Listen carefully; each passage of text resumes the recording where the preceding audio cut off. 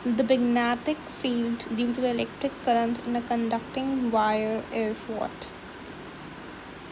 अच्छा, यहाँ पे हमारे पास एक बहुत ही छोटा सा सवाल पूछा गया है अंदर इस कि अगर मेरे पास कंसिडर करें कि ये मेरे पास एक वायर है, ठीक है,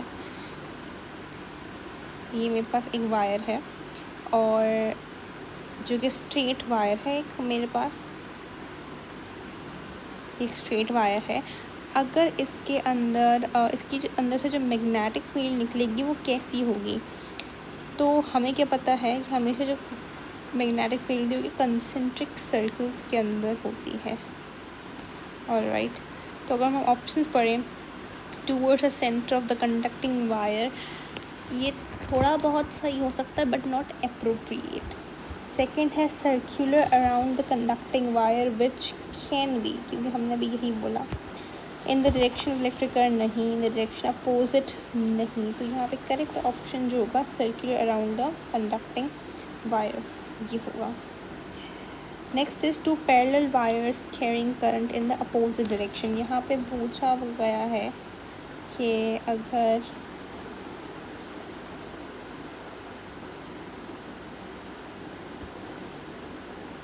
मेरे पास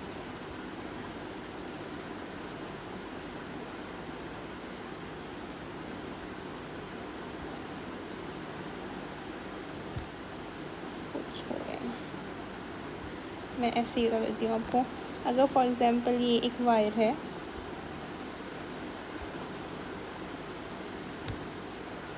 एक वायर ऐसे जा रही है और एक वायर ऐसे जा रही है, दोनों का करंट क्या है, इसका ऊपर जा रहा है, इसका करंट नीचे जा रहा है। अगर दोनों का करंट अपोजिट डायरेक्शन में जा रहे हैं तो क्या होगा? तो बेसिकली आपका ये कॉन्सेप्ट आता है, मैं इतना बड़ा कॉन्सेप्ट में समझा नहीं सकती but I would definitely tell you कि जब दो, पहले इसको क्लियर करते हैं, ये क्या होगा, ये रिपेल करेंगे आपस में, ये रिपेल करेंगे। अब कॉन्सेप्ट ये है कि अगर दो वायर्स हैं और दोनों के अंदर सेम डायरेक्शन में अगर करंट जा रहा है तो दोनों क्या करेंगे, आपस में अट्रैक्ट करेंगी, ठीक है। लेकिन वही अगर दो वायर्स हैं, इनके दरमियान जो करंट है वो अपोजिट डायरेक्शन में जा रहा है दोनों का, तो ये दोनों आपस में क्या करेंगे, रिपेल करेंगी। ऑलराइट, तो यहाँ पे मैं लिख लेती हूँ repel each other. Next is the direction of the magnetic lines of force depend on, direction किस पे डिपेंड करती है मैग्नेटिक लाइन्स ऑफ फोर्स की? नेचर ऑफ द मटेरियल नहीं, ऐसा कभी भी हमने नहीं पढ़ा। Area of the conducting wire नहीं, अमाउंट ऑफ द करंट नहीं, डायरेक्शन ऑफ द करंट पे ज़रूर direction of magnetic lines of force depend करती है। राइट, फॉर इंस्टेंस अगर आपने राइट हैंड थंब रूल पढ़ा हो तो उसके अंदर यही है कि करंट जो होता है वो थंब की डायरेक्शन में होता है। ऑलराइट, और आप जिस साइड कर्ल करते हो अपनी फिंगर्स, ठीक है। Next is the direction at a point on the magnetic lines of force can be taken along. Magnetic lines of force गुजर रही हैं, अगर हमें उनकी डायरेक्शन बतानी है किसी भी पॉइंट पे, फोर्स की डायरेक्शन पॉइंट पे बतानी है किसी भी मैग्नेटिक फील्ड के, तो वो कैसी होगी? तो बेसिकली वो होती है टेंजेंट, क्योंकि जब भी आपको पता है कि मैग्नेटिक जो फोर्स है Q B base sine theta, ठीक है, जब भी वो परपेंडिकुलर होता है, जब भी वो साइन थीटा 90 डिग्री पे होता है तो क्या होता है, हमारे पास फोर्स मैक्सिमम होती है। ऑलराइट, तो फॉर कंसिडर करें कि एक मेरे पास एक मैग्नेटिक फील्ड है, वो मैग्नेटिक फील्ड है और उसके अंदर चार्ज गुजर रहा है। ये पूछ रहा है कि मैग्नेटिक फील्ड और मैग्नेटिक फोर्स की डायरेक्शन अगर आपस में देखो तो कैसी होती है? तो बेसिकली जब भी हमारे पास मैक्सिमम हो और कुछ ऐसी कंडीशन हो तो हमारे पास जो सर्कल होता है वो हमारे पास जो चार्ज होता है वो सर्कुलर फॉर्म में घूमता है, वो सर्कल में घूमता है, तो उसकी वजह से जो फोर्स होती है वो टेंजेंट लग जाती है, tangent to the point. The tangent at that point इस तरीके से होती है। नेक्स्ट है the direction of the magnetic lines of force can found by using what? By using right hand rule. ठीक है। ऐसे तो लेफ्ट हैंड रूल भी होता है, राइट हैंड थ्री रूल भी होता है, बट हम बेसिकली जो फंडामेंटली जो रूल यूज़ करते हैं that is right hand rule. आगे है the uniform magnetic field is represented by a set of lines of force which are what. Uniform magnetic field की जब हमने बात की यहाँ पे, ठीक है, तो इसका मतलब इस तरीके से है कुछ। यूनिफॉर्म मैग्नेटिक फील्ड इस तरीके से होती है।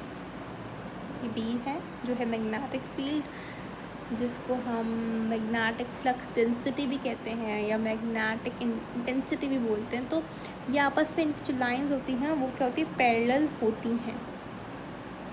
ठीक है, तो मैं यहाँ पे कर रही हूँ पैरेलल।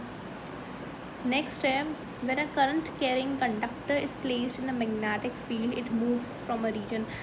जब एक करंट कैरिंग कंडक्टर को, फॉर इंस्टेंस मैं यहाँ पे बना के दिखा देती हूँ, ये मेरे पास मैग्नेटिक फील्ड है और इसके अंदर करंट कैरिंग कंडक्टर को मैंने प्लेस कर दिया, मेरा करंट कैरिंग कंडक्टर है। ठीक है, तो करंट कैरिंग कंडक्टर के अंदर कैसे मूवमेंट होगी, तो जाहिर सी पहले बात है जो वो पहले मूव करेगा स्ट्रॉन्ग फील्ड से वीक फील्ड की तरफ मूव करेगा। क्यों, जैसे फॉर एग्जांपल मेरे पास ये मैग्नेटिक फील्ड है, तो मैग्नेटिक फील्ड यहाँ पे पॉइंट ए और ये पॉइंट बी है, तो सबसे ज़्यादा कहाँ होगी, पॉइंट ए पे होगी, कम कहाँ होगी, बी पे होगी। ठीक है, तो strength of magnetic field at A is higher than strength of magnetic field in B. तो जाहिर सी बात है करंट जो होगा वो भी मूव करेगा, या मैं करूँ कोई चार्ज होगा वो भी पहले ए से बी की तरफ जाएगा, स्ट्रॉन्ग से वो वीक की तरफ जाएगा। ऑलराइट, तो strong to weak field. Next is a long straight current carrying conductor has current direction from bottom to top when held vertically। कुछ इस तरीके से बात हो रही है, मेरे पास एक करंट कैरिंग कंडक्टर है और इसके अंदर का जो चार्ज है वो इस तरीके से ऊपर जा रहा है। अब बताना है कि डायरेक्शन ऑफ मैग्नेटिक फील्ड कैसी होगी। तो आप खुद देखें, अगर मैं अपने राइट हैंड के जो थंब है उसको, ये मेरे पास है करंट की तरफ रखूं और अपने फिंगर्स को कर्ल्ड करूँ तो किस तरीके की डायरेक्शन आ रही है, that is obviously anti clockwise मेरे पास एक डायरेक्शन आ रही है। ठीक है, नेक्स्ट है मेरे पास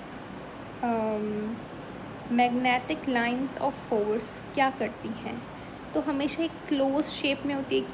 क्योंकि एक नॉर्थ पोल होता है, एक साउथ पोल होता है, तो नॉर्थ पोल से मैग्नेटिक लाइन्स ऑफ फोर्स निकलती हैं और साउथ पोल की तरफ आती हैं, तो एक क्लोज्ड शेप बनता है। Next is a magnetic needle is kept in a non uniform magnetic field. ये क्या एक्सपीरियंस करेगी, एक मैग्नेटिक नीडल को रख लिया है आपने एक नॉन यूनिफॉर्म मैग्नेटिक फील्ड है, तो जाहिर सी बात है फोर्स भी वो एक्सपीरियंस करेगी और वो टॉर्क भी करेगी। ऑलराइट, नेक्स्ट हमारे पास क्वेश्चन है which of the following quantity is not affected by magnetic field. से कौन सी क्वांटिटी इफेक्ट नहीं होती, stationary charge, moving charge, charge in magnetic flux, charge flowing in the conductor. अच्छा, हमने पढ़ा था जब एक चार्ज डायनेमिक होता है, चार्ज जब मूव करता है, ऑलराइट, तो उसके पास दो फील्ड होती है, एक इलेक्ट्रिकल और एक मैग्नेटिक। लेकिन जब एक चार्ज है हमारे पास स्टेशनरी है, स्टैटिक है, तो उसके पास सिर्फ इलेक्ट्रिक फील्ड होगी, उसके पास मैग्नेटिक फील्ड नहीं होगी। तो ये वही वाला कॉन्सेप्ट है कि स्टेशनरी चार्ज के पास मैग्नेटिक फील्ड की क्वांटिटी नहीं होगी या वो मैग्नेटिक फील्ड से अफेक्ट भी नहीं होगा। Alright, and this was all about this video. We'll be doing more these MCQs in my next video. Till then, take care and